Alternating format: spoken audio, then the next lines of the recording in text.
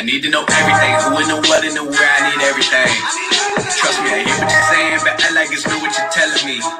I'm curious, George, I hop in the Porsche, 5 on a horse, I'm ready for war, I'm coming for ghosts, eternal with ghosts, I need to know everything. Now you be surprised at the info you get is by letting them talk, so I'm letting them talk. Gotta keep quiet, maneuver in silence to let them in talk. If they body another one body, that's just how it go. I got some secrets, I'm shaking the game so they stay on their toes. Stay in your lane, how to stay on the go. I can't play with the pros, and that like a rookie, so they overlook me. They not develop or get under their nose. None of them cold, they just got lucky but never adapted. So I'm to the one if it's coming to blows. My enemies cutting it close. I let them think that they got me, but what do you know? I had them beat before we ever spoke. I'm ready for smoke. I need to know everything, who and the what and the where, I need everything. Develop or get under their nose, none of them cold. They just got lucky but never adapted, so I'm to the one if it's coming to blows. My enemies cutting it close. I let them think that they got me, but what do you know? I had them beat before we ever spoke. I'm ready for smoke. I need to know everything, who and the what and the where, I need everything. Hello, everybody. Hey, Lucas, how are you? Good. How are you? I'm doing fantastic. Thanks for coming on tonight. I'll introduce my audience to Startup on the Blocks for those of you here the first time. Tonight's program, we have a great lineup. We have Lucas, who'll introduce himself here in a few minutes, and then we have one of our mentors, John Rigsby, and we also have one of our startups, Quinn Bro. And so, but Startup on the Blocks is all about helping you and learning the best practices of building your startup. And so I thought it would be a great idea to have Lucas on tonight. So Lucas, why don't you give a short introduction to yourself? Yeah, sure. Where to begin? Startup now. So I have a startup that focuses on helping incubators, accelerators, competitions on streamlining a lot of their processes. So it's platform management software for incubators and accelerators mainly. I also run Amplified Capital, so I do early stage investing in typically B2B SaaS companies, so software as a service, valuations like 3 to 10 million, companies that typically have traction. And I also help run the Tech Coast Angels fast track program. So it's the largest angel network here in Southern California, where I'm currently located. And we help kind of speed up the process of getting startups funded. Before all of this, I actually used to run an accelerator here in LA. And so I'm fortunate to be very well versed in probably a lot of the challenges that a lot of you are facing or will face as you go on your startup journey.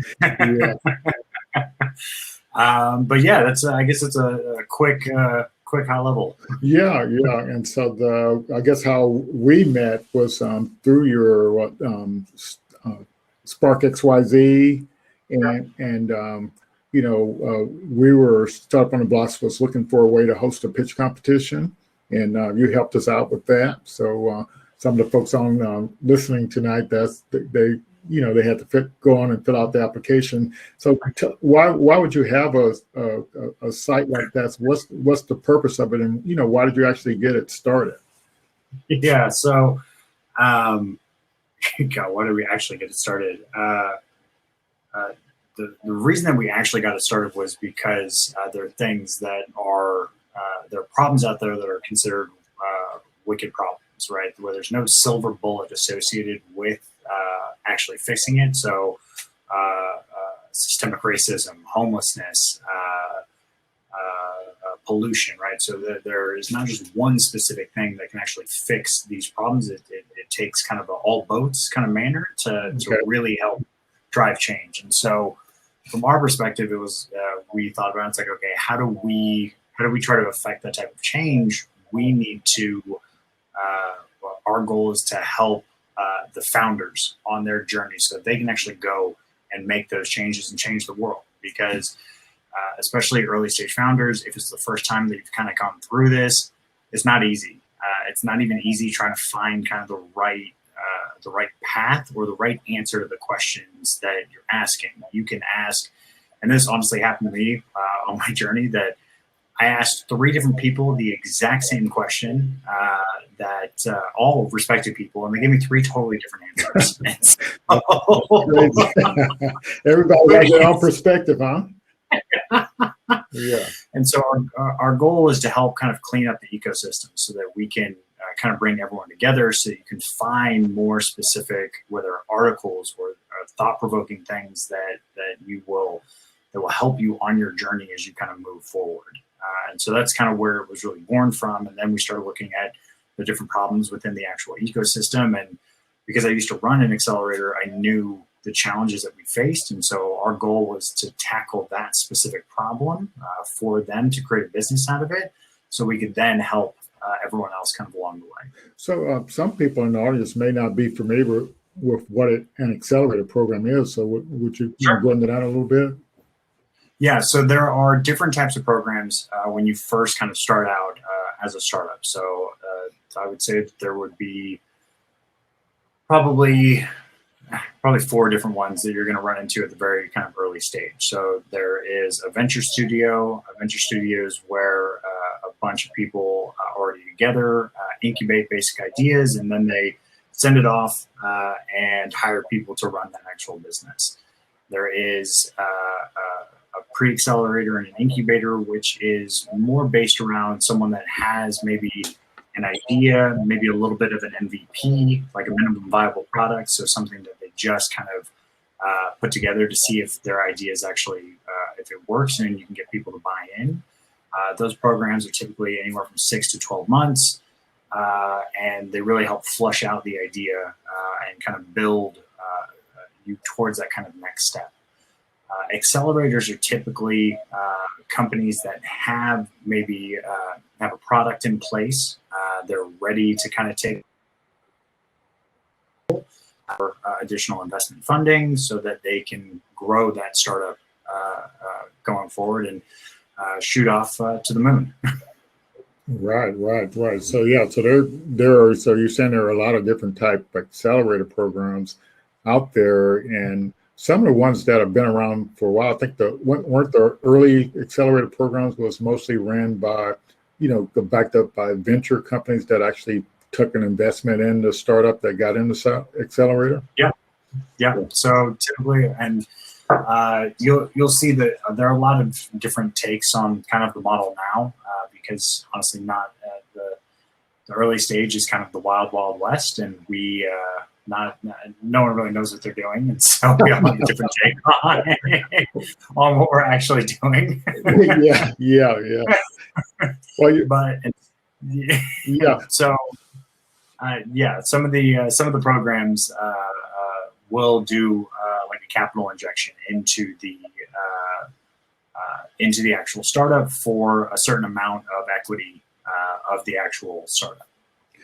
Have you ran across many corporate accelerator programs, out there on the West Coast? Yeah, so corporates kind of do it a couple different ways. A lot of the time, they will actually sponsor someone else's program. So someone like Plug and Play, for example, they're a very, very large, right? Kind of accelerator. They've got like 30 different verticals. Wow. All of their own kind of stuff. And so for them, their model is actually to get corporates to basically sponsor each individual program so that they can provide it for free and then offer it to the startup. So for the corporates, definitely they'll go that route, or they will start their own. It just kind of depends on each corporate.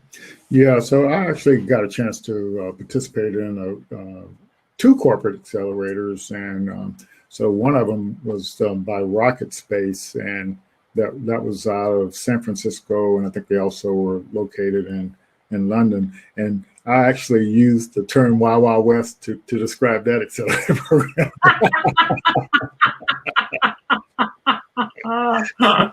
but it served its purpose, and and so you have to kind of really be able to adapt. It was neat because I got matched up with British Petroleum and Avis Budget, but I called it the Wild Wild West was because we had a kickoff meeting and a final meeting. All the other in between there, we had to work with the corporate to on doing a pilot with them, and it was a pretty interesting approach. So it didn't have to go in any other meetings or anything other than dealing directly with the corporate.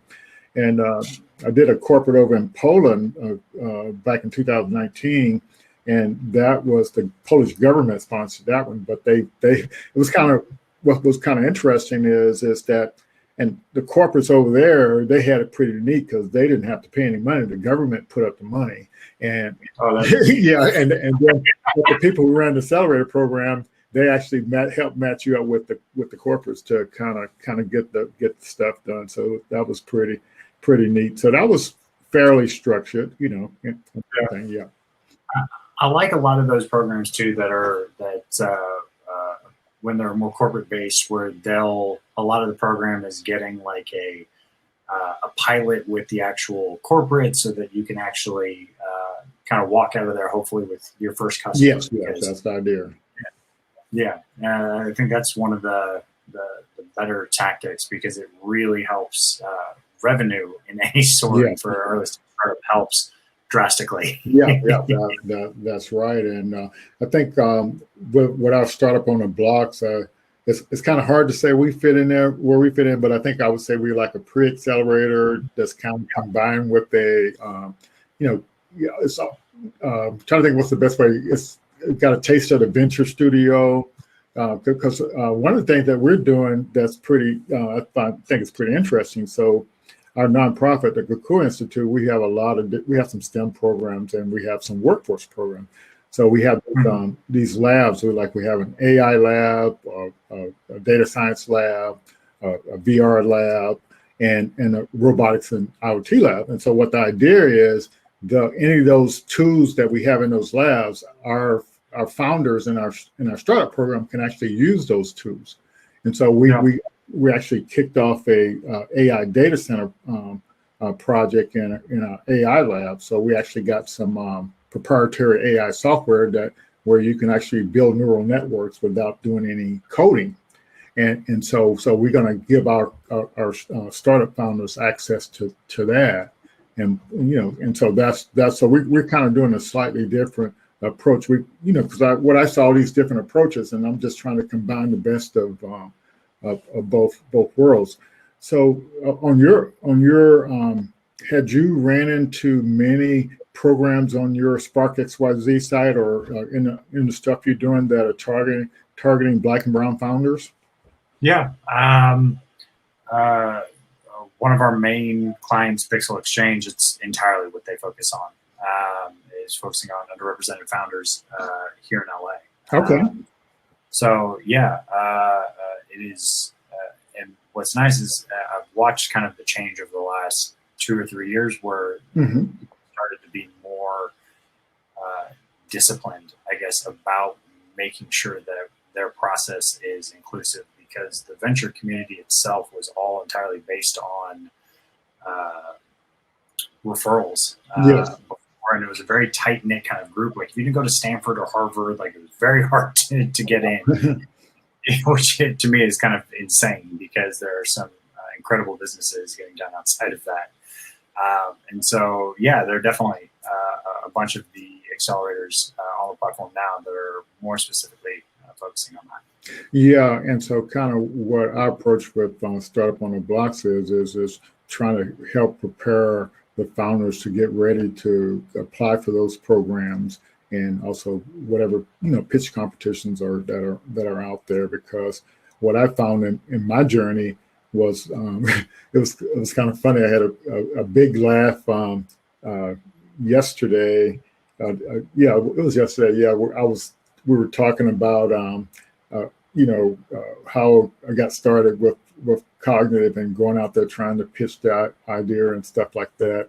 And so I had to laugh because it was really, really funny. So there was this program in Jackson, Mississippi, called Innovate Mississippi, and Vercel, who's helping us with this Startup on the Blocks. He and I, we went to pitch cognitive big data systems, and it was when at first it was just a real raw idea. and we bombed the whole thing so bad. It was, but what I learned from it is that, like what was neat was there were mentors that was helping us get ready for the program.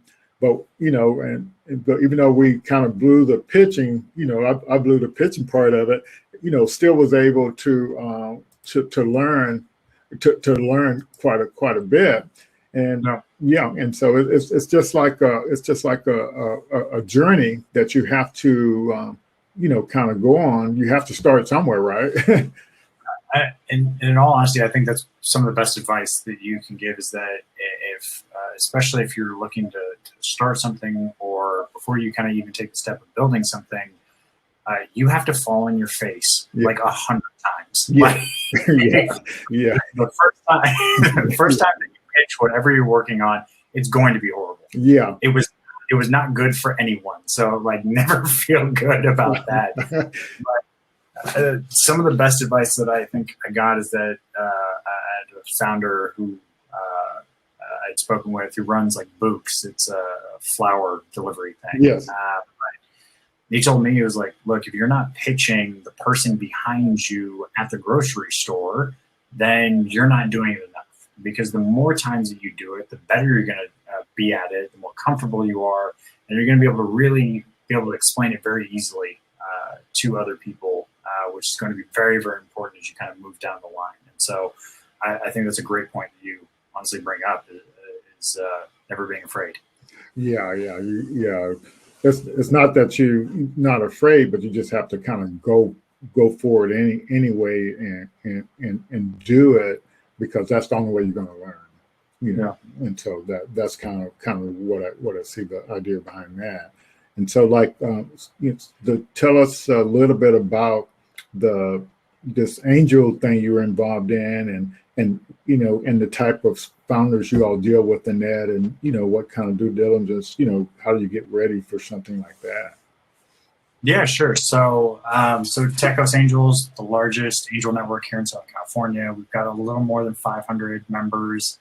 I think collectively they invested about 20 million last year.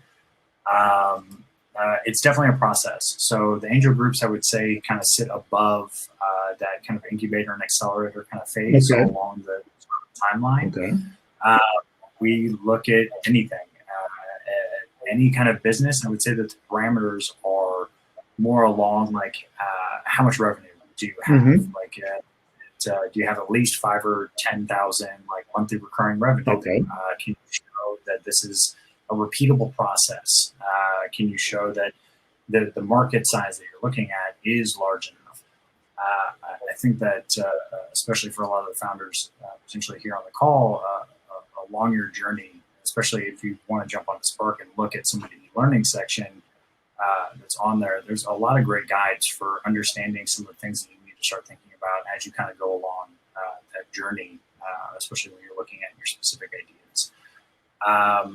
From the angel group standpoint, I mean, we've looked at consumer products, we look at technology, we look at just about anything. But valuation, I would say 3 to 10 million. Okay. And some type of revenue to show that there's validation in the idea. The reason really behind that is because it's not up to us to ever validate an idea. Right.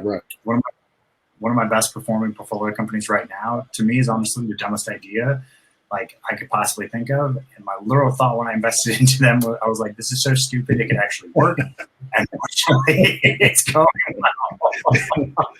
Well, I'll tell you, I'm glad you mentioned that, because I was at a startup showcase, and that's another type of event they have for startups, or like showcases, and it was down in Miami at the Merge Americas. And the first year I went down there, I just went to kind of get familiar with the layout of what was going on, because I wasn't connected down there. And then the second year I applied to participate in the showcase, and so was able to get in. And so the way they do that is they have a bunch of booths for startups, have a bunch of booths, and the judges come by, and you don't know they're a judge, but they come by and talk to you and whatever, and then they select the 10 people to founders to pitch. And so one of my startups got selected in the top 10 to pitch, and so I was almost to the end. But the first guy that got up there, and this was in like a pre-revenue category, and the first guy got up there, he says, "We just raised $10 million." I'm saying, yeah. But guess what his idea was? What was it? Yeah, so like in Miami, they have these fancy hotels down there, but that you can't afford. But his idea was you stay in a cheap hotel, but then you buy this pass to go use the spa facilities in the expensive hotel.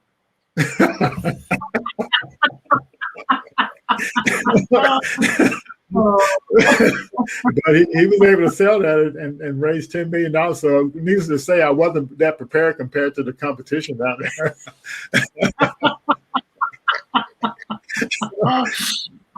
Hey, good for him. Yeah. Right? Yeah, but yeah, it's amazing the ideas that founders come up with, and they may sound crazy, but if you're familiar with the space, you know about it. The average person doesn't know about it. Yeah. I think that's another thing that you definitely want to think about, especially as you're on that journey of starting an actual venture, is being very familiar with the space and having that kind of strategic advantage is very, very important. And so that helps a lot. And then I totally lost my train of thought where I was going. Well, but yeah, that now the space, because I think what I would say if in your place, I would say like, if you're not that familiar with the problem, how are you going to sell, an investor on the idea to invest in your company? Yeah. And I think that's kind of what the key is. Yeah. And then the other point, which I don't know why my mind blanked, is making sure that you end up focusing really on a problem that's not a vitamin, but more of a painkiller, right? Because especially as you're kind of going out there and doing a lot of customer discovery and talking to people, a lot of people will say, yes, I would love that. But until they actually give you a credit card and until they say, hey, I'm actually willing to pay for this, there's a big difference. Yeah. And so making sure that you really, really hone in on that painkiller piece and that you're really solving a problem that's in the industry, that I think that makes some of the best startups out there. Yeah, and I think that's a hard thing for some founders to understand and actually believe that somebody will actually pay you to solve their problem if they, solve something that's really painful to them. Yeah.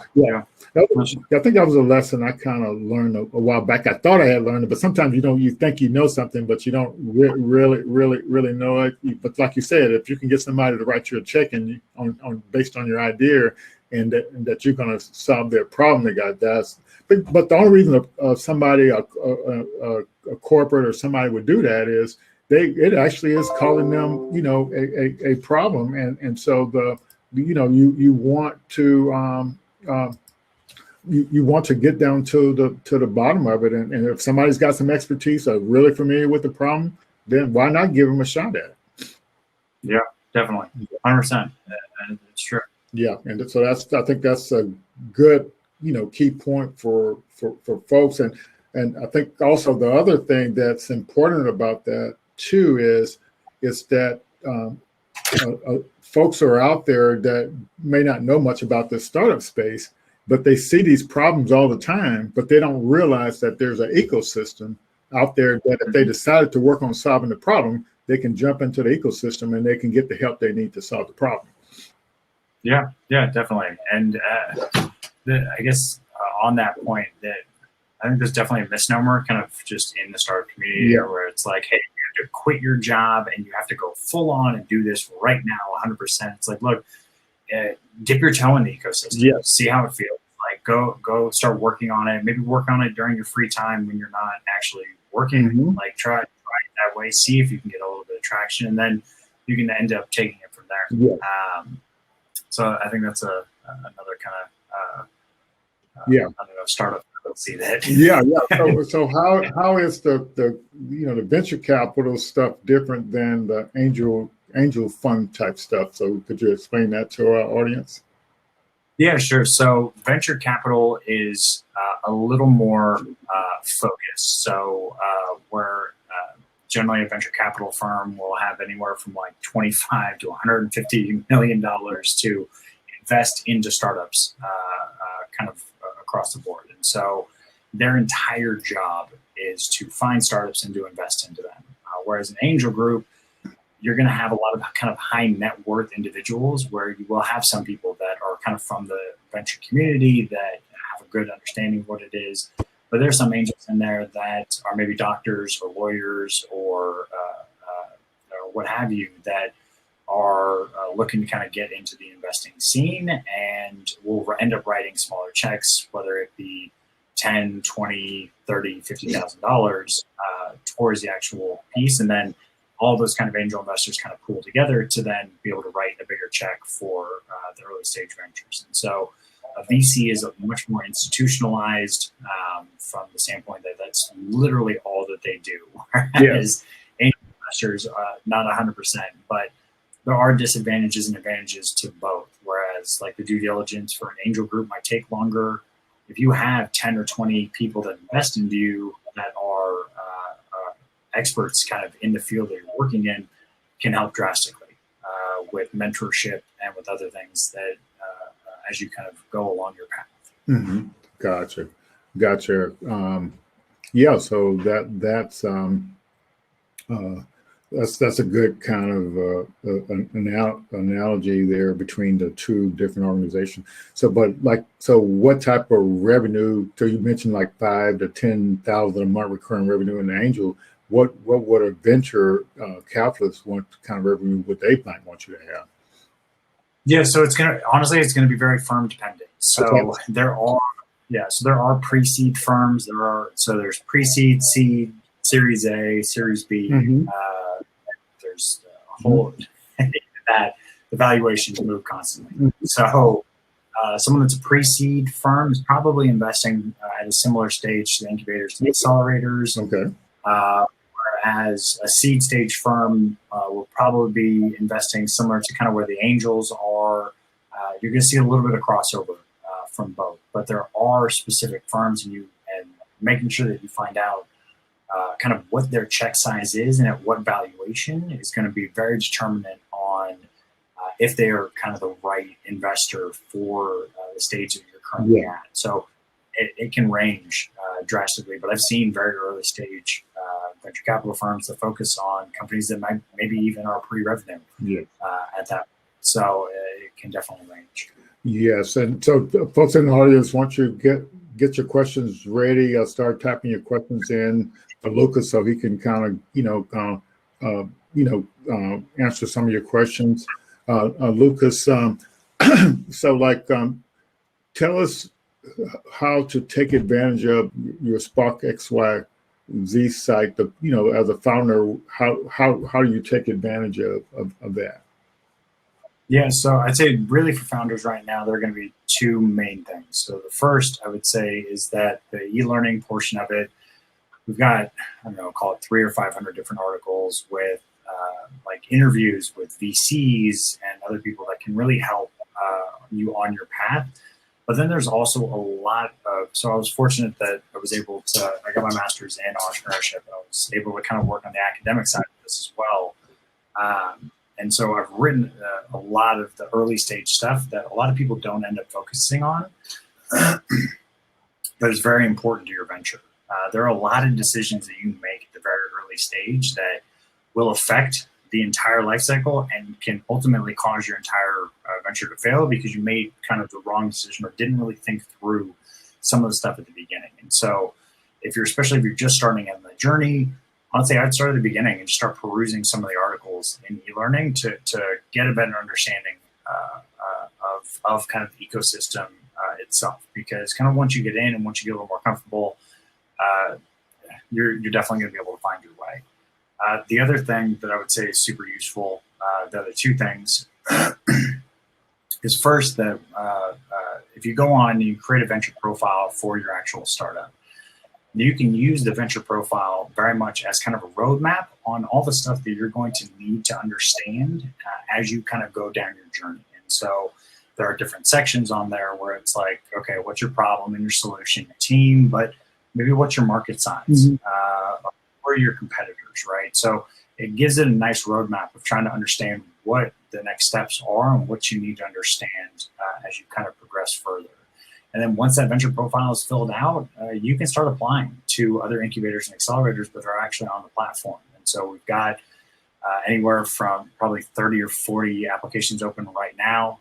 It changes constantly because we're adding new applications for people that have their cohorts now open. Incubators and accelerators were generally run, call it 2-3 month programs per year. And so they'll have an open application session, and then it'll close it down, and then it'll open back up again. And so keep checking back to see kind of what applications are out there, and feel free to apply to some of them that are on there, definitely. Okay, that sounds really, really helpful. And I hadn't looked at your what do you call it, the education section on the site. Yeah, I think that's a really good point. You know, like all this information is just sitting there, and founders have all these questions, but they don't realize sometimes it's right there in their face, and they don't really realize. So that's definitely a good point. We have a question from Facebook, Gregory Seaton.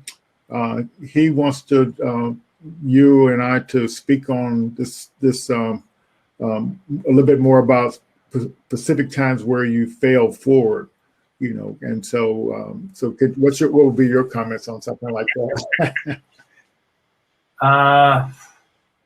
You're always failing forward. That's just kind of I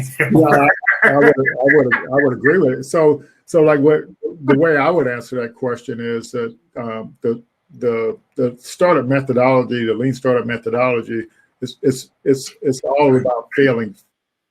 And you know, and what that means is you have an idea, or a thought that you think might work. So you do a spread, or you work on that for a week or two, and then you test that out with the customers. And if they don't like it, then so you failing fast because you did an experiment, it didn't work. And so you want to keep doing these experiments so you can fail till you fail forward. Like you're actually learning from failure, and that's the quickest way to move forward. Actually, right? Is to fail fast. Yeah, 100%. Yeah. One comment when we get to talking about that kind of stuff, somebody asked a question, or sometimes I pose the question. I say, well, you're doing these experiments to learn and about improving your product and getting more customers.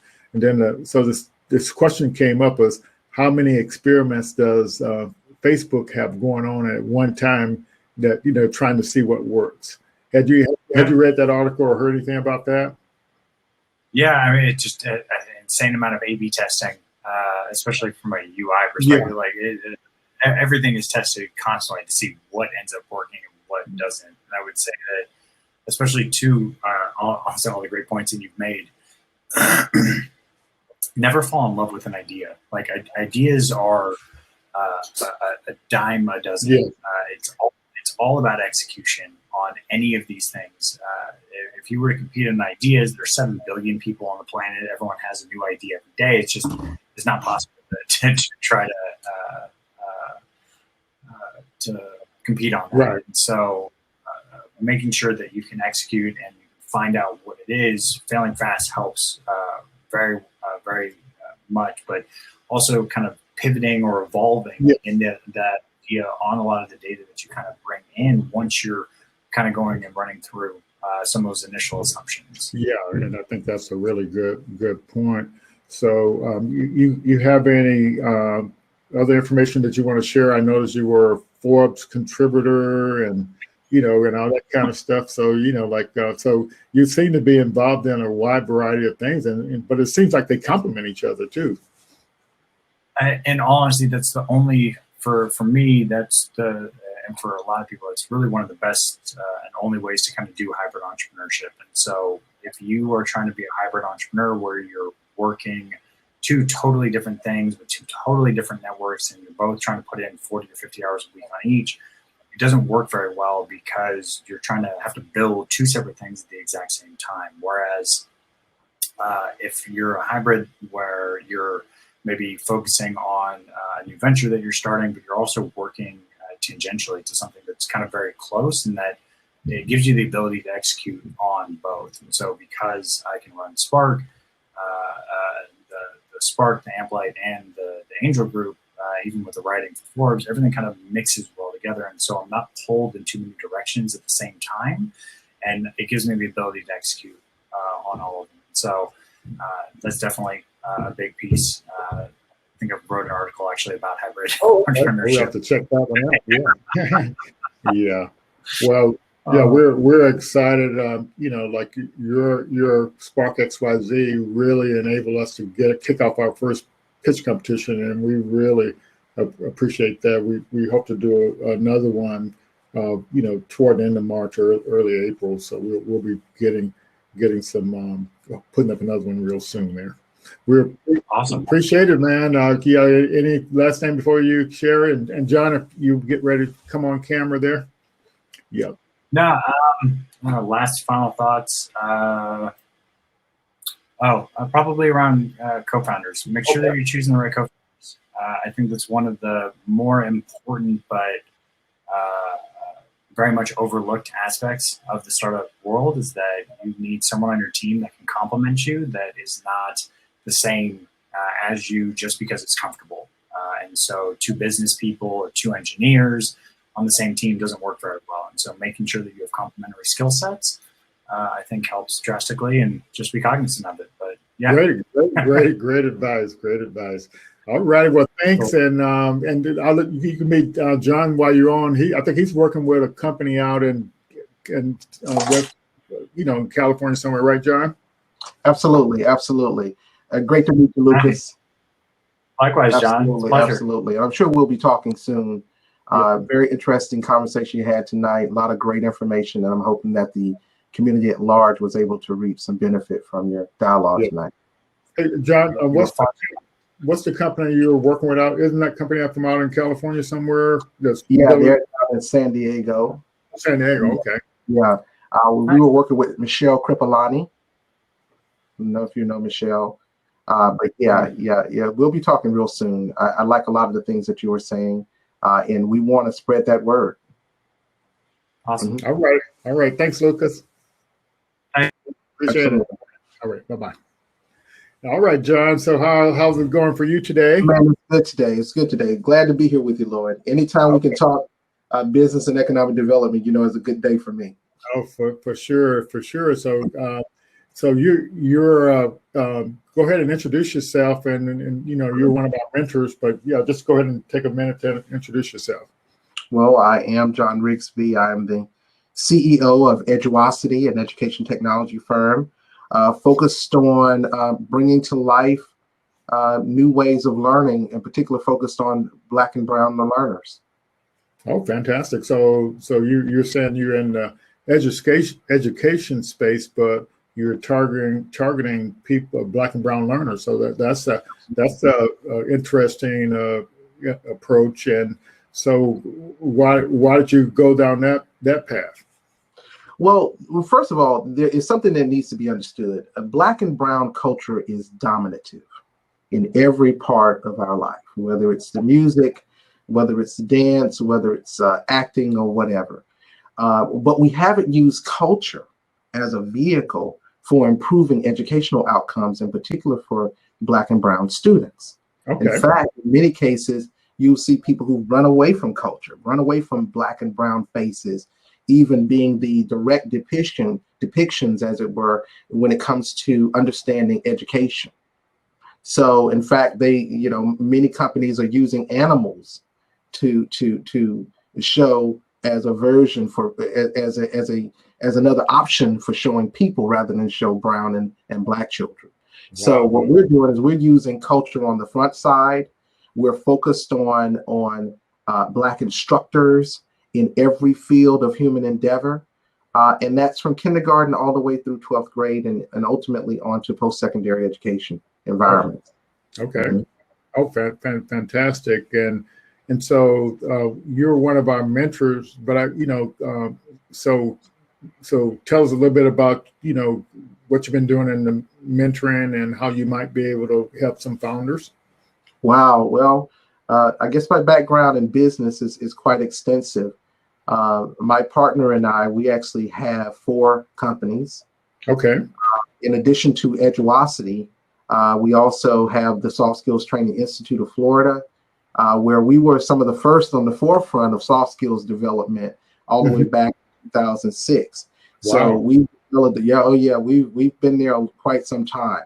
So we're the developers of not only the Soft Skills Training Institute of Florida, but we also have the Urban Development Center that has contracts, of course, with the state of Florida, where we work in everything from education and training services, as well as placement services for persons with disabilities throughout the communities. Okay.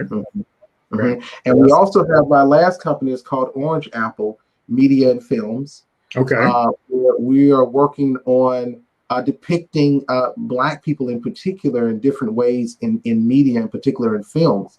Fantastic. In fact, this is our first book that we published out of Orange Apple, and it's called The Book of Angels.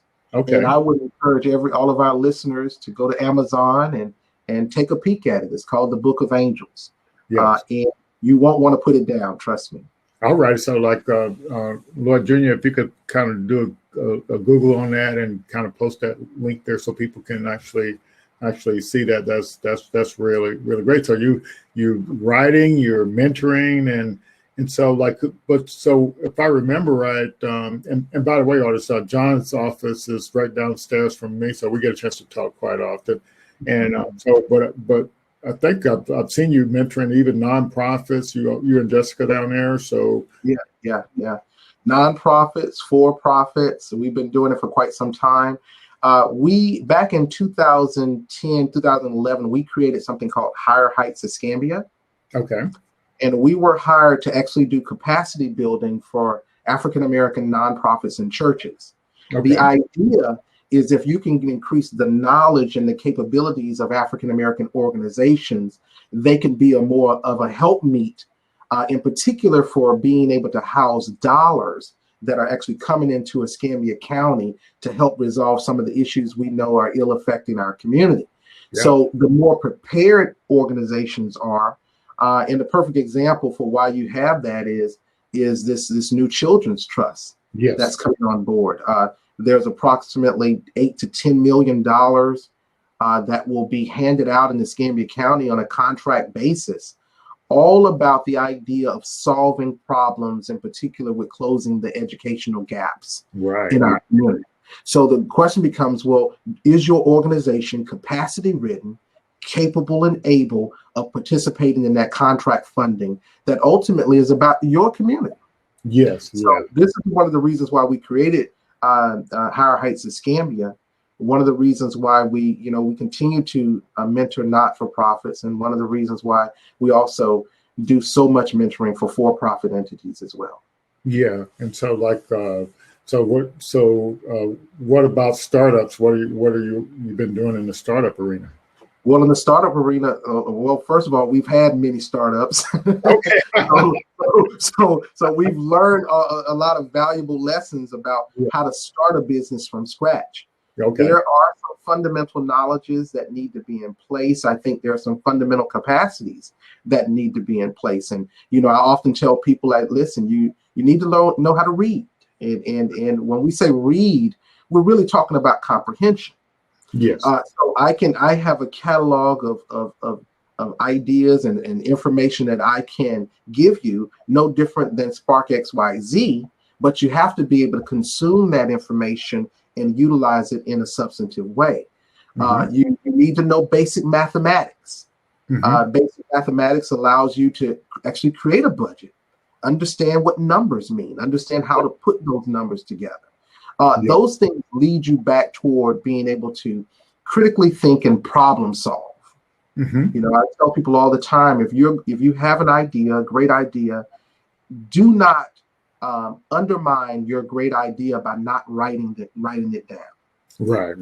Yeah. You should have a notebook that you carry with you. I have several that I keep around me at all times, I have a recorder that I even have that I can record thoughts at any given time. Many of us have our cell phones that we always have access to that have recording capabilities, but you don't want to just allow things to sit in your head.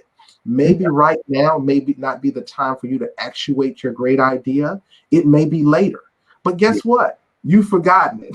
You've forgotten the greatest idea that you've ever had, and because you didn't write it down, you didn't record it. So learning how to do that, and maybe a year from now, 2 years from now, you may revisit it. Yes. That's the gift that comes from following through in that regard. Yes. Okay. So you also are part of the local MIT mentoring program as well, right? Absolutely. Tell us a little bit about that.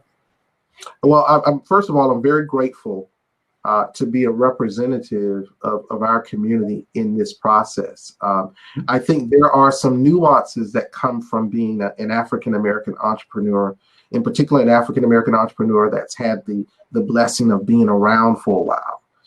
Because as you were just talking about with Lucas, I've failed forward quite a number of times. Mm-hmm. And because of that, I'm smarter. I think I'm more gifted. I think I'm more blessed because I've had the opportunity to fail. Yes. And I think sometimes that's not something that's really gifted to us as African Americans. We, in a lot of cases, can't afford to fail, but we need to fail. Well, I'm glad you speaking on that, because we're brought up trained and to think that in traditional businesses you plan out everything and you de-risk it, but like with startups, in this lean startup methodology, you actually want to try your idea out in any way you can without spending a whole lot of money and see what kind of response you get from it, and then if you get good response, you move forward with it. But if you get bad response, you pivot to what the potential customer actually told you. And I think that's a hard thing for people to understand. So typically, let's say in the MIT mentoring program, not giving any proprietary information, but what else do you see as some problems that companies, startups have, or founders have, when you're mentoring them? Well, outside of the typical access to capital issues that a lot of companies have, in particular Black and brown companies, mm-hmm. the accounting piece. Okay. Understanding numbers, Lloyd, is probably one of the biggest issues that we found with business. Not the capacity to know mm-hmm. Your particular craft. Yeah. It's understanding the numbers. Yeah. Understanding how to make numbers work for your benefit. Yeah. A lot of companies are finding that out right now, Lloyd, with the PPP. Okay. Yeah. And I'm glad you brought that up too. Last week we gave out a sample revenue model for startups from one of the things that were free online, and mm-hmm. and definitely founders spend some time looking at that, and I think and so what the deal is too, so right now I'm working on a revenue model for a startup idea. And it's truly painful because I don't like numbers, but it's truly painful. But I'm going to work my way through it and make sure I, plan to, get that model. And so, what's the significance of a revenue model for a startup? You can experiment where if I had 3 developers or 10 developers, or if I brought on a CFO, now, or should I wait 6 months from now? And you have, so you can actually, what I came across in mentoring, some startups, they want to know when they can exit, or they want to know when they can switch from doing one thing to another thing. And the financial model is what helps you make the decision, because you can model both cases. If I switch now, this might happen, but if I switch 6 months from now, this might happen. And so you can actually kind of model those things, and so that revenue model comes in really handy. But you do, I remember years ago, Lloyd, when you first introduced me to the startup financial model. Yeah, I was like, there is no way, man. Listen, I'm not even fucking here. well, yeah, I still use that. Because first of all, it is an investment. Yeah, it's an investment of time. It's an investment of mental and energy. And as a guy who's running this company, and Jessica and I, we really have so much going on. But I'll tell you this: you can't do without it. Right. You can't do without going through the processes. So if you're trying to cut corners and you're trying to find ways around developing the financial model, you're doing yourself a great disservice. Yes, that's exactly right. So, John, is any kind of parting words? Because I want to get one of our founders on, so people, we can learn about his journey a little bit, and so so we want to do it. But any other parting words before we bring Quinn on? Well, Lord, I'm not one for sound bites. I am not, because these are some very, very serious matters, in particular in our communities, where we really do need to be prepared to do our due diligences toward the formation of sustainable companies. Yes. Those sustainable companies are the ways you're going to hire, you're going to expand your network, but also the economic capacities of our community. Gotcha. Those knowledges you cannot get around, and we need more people in our community that have the skill sets required to help others, not just help yourself. I always say we don't need more Black people with money. I know quite a number of them. We need more right-minded Black people with money who have a community kind of idea about how to use their wealth, how to use their knowledges and skill, much like what you're doing here, Lloyd. And I would just want to thank you again for inviting me out to have a brief conversation with you.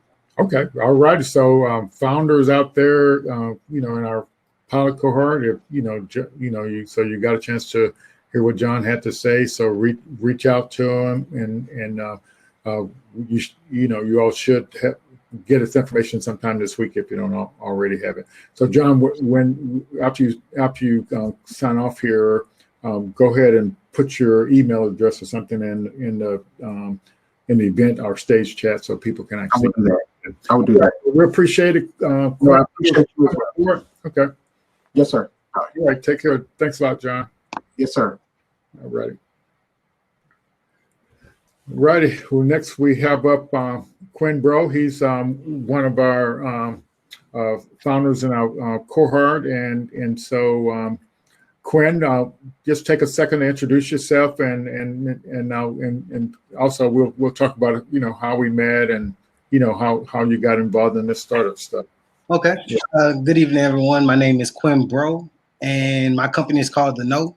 And The Know was created to help entertainers move and function their business more efficiently. Okay. So like if you're like a musician or a performer, your idea is to kind of, help them with their, back office or getting connected, or is that what you're doing? Yeah. So pretty much during these times, we have a lot of social media platforms being created. We have a lot of streaming platforms like your Spotify being created.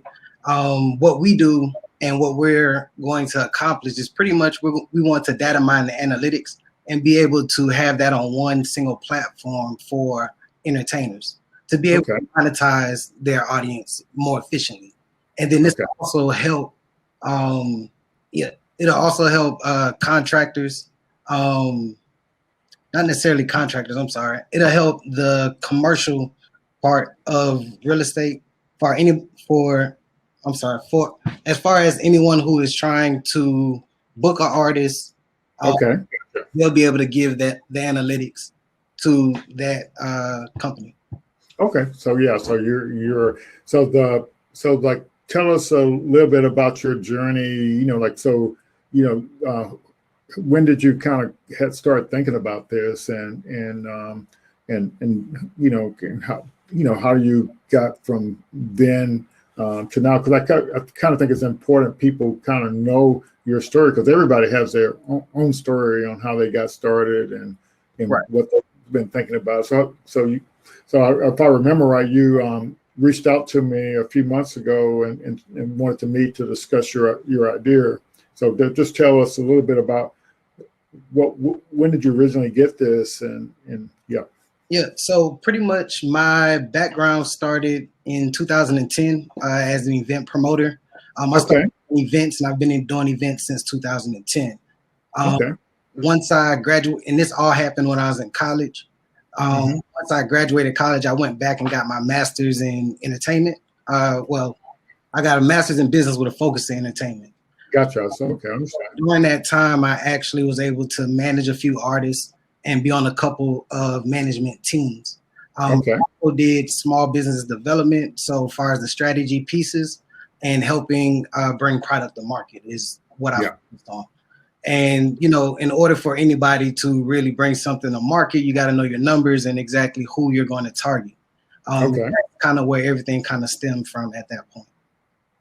Yeah, so your idea came from your experience in the industry, and so did you see a problem in the industry that made you want to go down this path? Yeah, because like I said, doing some development, small business development, mostly with entertainers, the main thing that they want to do is, you know, find their audience, but they don't necessarily know, you know, their numbers as far as the who's your target market. You know, these are some of the things that we would break down, and then for them to kind of bring the product to fruition, we would actually sit down and go through each of their social media platforms. But in order to do that, you have to log into every social media platform to pull the data. So being a manager as well, you know, I had multiple artists. So if I had everything available readily in an app, then it would kind of made the process more seamless than anything. So it sounds like you're helping the artist, but how might this help, you know, the other side of it, who they're trying to get work with? Yeah, so pretty much by having the analytics available in one location, every artist wants to, one, touch their audience, and then two, they want to monetize. But then they want to also maintain control of their career. So a lot of artists are now going independent. So the thing about going independent and not going with the label, you don't have the structure and the systems readily available to you. So this would also bring that to the forefront. Now, how it would help, you know, someone trying to book an artist, or, you know, book an artist for, let's say, advertisement or something of that nature. You'd pretty much be able to start your own profile, and then you would be able to ask or request the analytics that's already validated through the app, and be able to see what that artist will actually be able to bring to your company. Yes. Yeah, and so that sounds pretty interesting. So one thing I noticed, Quinn, you know, we talked when we met, you know, like, and of course we have been knowing each other for quite a while, you know, through the nonprofit and you know, everything. And then I started as one of your interns as well, Robert. So I've been knowing you since 2012. Okay, yeah, that's right. Because we were, I remember I retired and you were up in the office working with Robin, and so so one thing I noticed here talking to you, and you know that, so like so the way you get credibility and that you're the one to solve the problem, you kind of, to me, you kind of have to tell your origin story just like you just told it today. And then so when you pitch your idea, they know your background. They say, well, hell, this guy must know what he's talking about. He did all these things, so maybe he knows something I don't know. You see what I'm saying? Gotcha. And that's kind of the way, you know, on your journey, because that's the question people scratching their head. They want to know what makes you special. Right. And so, you know, like Lucas on earlier, you know, like I think you definitely need to make sure you connect with him, because he's over there, you know, in LA, you know, and there's plenty accelerator programs that are totally entertainment focused and music focused. Right. And so what you might want to do is start, working your way and start, getting prepared to get in some of those accelerator programs like that, because you're in your vertical that you're in. And so you got a great origin story. So but the neat thing is, I think the other thing I wanted to bring out about for you, so when we met and you're telling me about your idea to do this startup, so this has been in the back of your mind how long? 2013. Okay. So just think about it. So like if you had known this startup stuff ecosystem exists back then, how would you think that would have impacted you to being able to move forward on your idea? I would have already had an MVP or something done at least moving forward at this point if I would have known back then. Yeah, that's exactly right. And so I got introduced to the ecosystem back in 2014. So, and it was already going on then, and I was like shocked. And so we're almost out of time here. But what I will say is, this is what I learned about the ecosystem, and I related to my job when I worked for the Air Force Research Lab. And so when you're doing research, the government, the Pentagon, they have pots of money. So there's a pot of money for when you're at the idea stage. So in the ecosystem, there's a pot of money, a pot of resources when you're at the idea stage. And then, you're trying to evolve that idea into a concept, so that there's money that follows you. So when you get to the point where you done validated your concept and know somebody want it, then there's money available to build a prototype. You see what I'm saying? And then once you do your testing with your prototype, with your customers, then there's money available to go into production, of the technology or the product or service, the startup ecosystem. So there's help at every stage of the ecosystem. And so all this money that's been set aside for Black and Brown founders, over $3 billion, and it's to help you get through each of these phases. And so, the KuKua Institute with the Startup on the Block program, we're trying to get you at that early stage and introduce you to resources that can actually help you move forward. So we appreciate you coming. I don't see any questions in the audience. So any parting words from you, Quint, for as far as somebody on their startup journey? Yeah, just keep going. Whatever you have placed in your mind, you can always bring it to fruition. Okay. Try. That's all it takes is try. Yes, and I see a question here, but it looks like it might have been for John. Says, what are the suggestions to build capacity across important capacities noted, particularly in accounting aspect? And so so I guess Greg is asking about the accounting thing. So for startups, our program last week was talking a lot about the numbers, but there's like tons of more resources out there about the numbers. Like I showed the video with the one gentleman, that